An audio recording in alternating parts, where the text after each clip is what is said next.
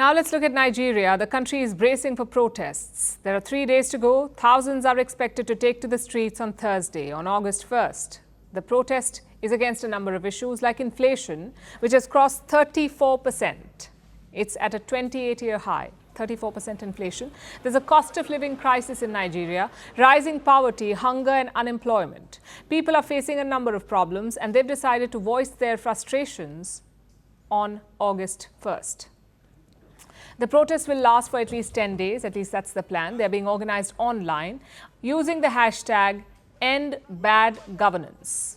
Some of the protesters have been inspired by similar demonstrations elsewhere, in countries like Kenya and Uganda. Nigerians are also taking inspiration from their own protests, like the End SARS protest in 2020.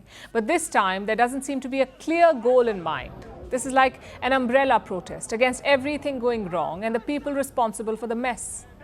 In other words, Nigeria's government under President Bola Tinubu.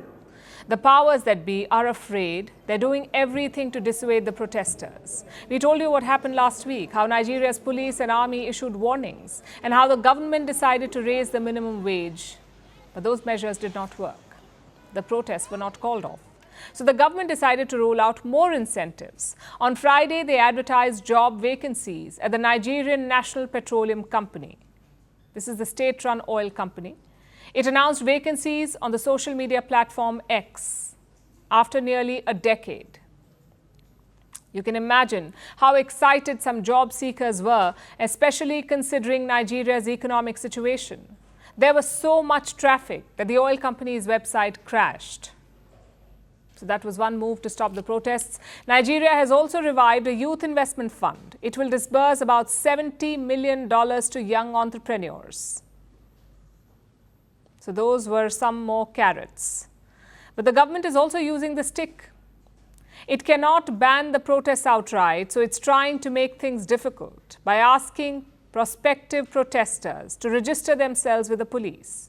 All the groups who want to protest need to submit some information, like the details of the group leaders, their planned protest routes, their assembly points, expected duration of the protest, and the measures that they're taking to prevent bad actors from hijacking the protest.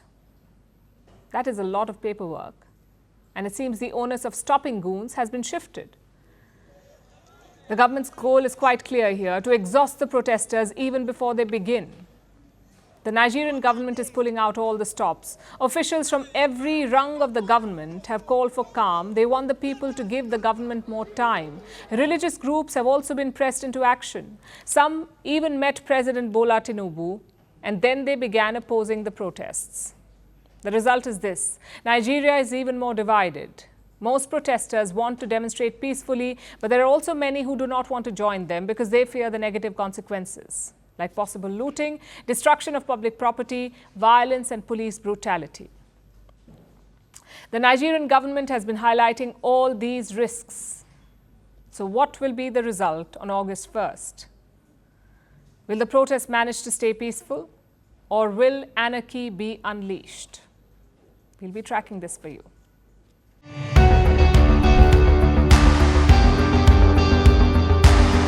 Across continents, one powerful news source. Bringing you diverse perspectives on the issues that matter.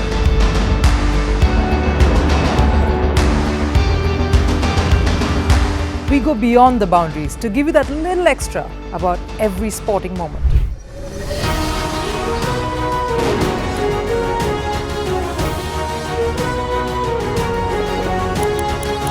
So thank you for making Firstpost 5 million strong. We're counting on your support, and you can trust us to bring you the news unfiltered and unvarnished.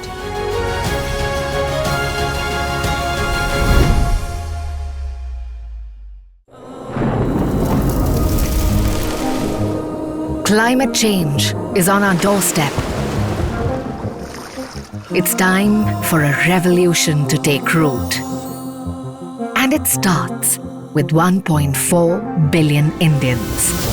It starts with one tree for humanity, one tree for Mother Earth, one tree for our future, Project One Tree, a News 18 network initiative.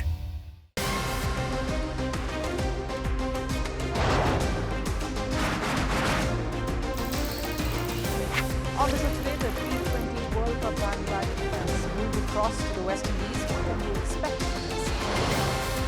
Hello, I'm Alison Green, coming to you from Durban, South Africa. Today we have a special show.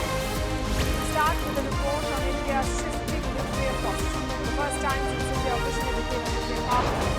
Hello and welcome to Firstpost America. I'm Aaron Ham, coming to you live from the nation's capital, Washington, D.C.